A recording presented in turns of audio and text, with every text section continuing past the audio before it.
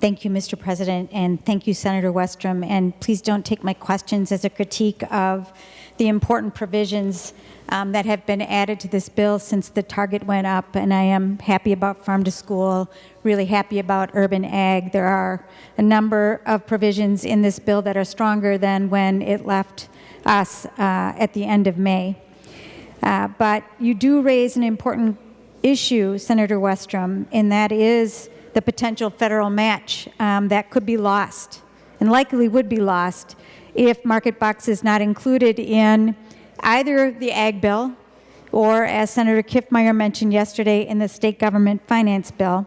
And for those who were listening to Senator Westrom just now, I would like to just reiterate that if we fund Market Bucks with that $650,000, which when you think about the state budget of $52 billion, $650,000, that's a lot of money. But in the scope and scheme of $52 billion, it's literally budget dust.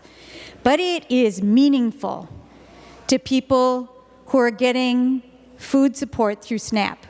So in addition to that SNAP benefit, they get a $10 coupon to buy carrots at a local farmer's market.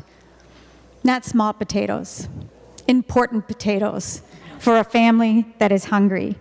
And the USDA has said, we like that idea, and we will give you $325,000 more as a match to match this state appropriation. So nearly $1 million of food support for local farmers for the things that they grow. It's a good deal. Everybody keeps saying, why isn't it included? It's a win-win-win. A win for local economies, a win for local farmers, a win for hungry Minnesotans. And so before this session is done, I think we have to find a way to put that $650,000 into one of the state budget bills. It's important for Minnesotans. President Miller, would Senator Rosen yield for a question, please? Senator Rosen will yield. Senator Murphy. Thank you, Mr. President, and Senator Rosen.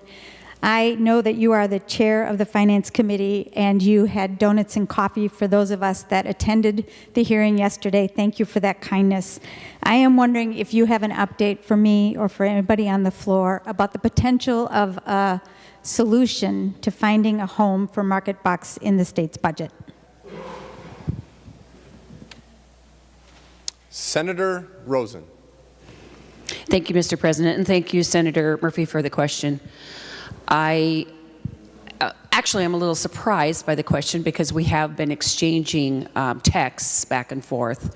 So you know about as much as I know at this point.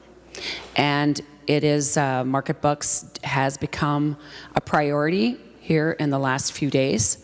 Apparently, it has received some attention in the Star Tribune, although I don't know if the information in the Star Tribune is exactly right.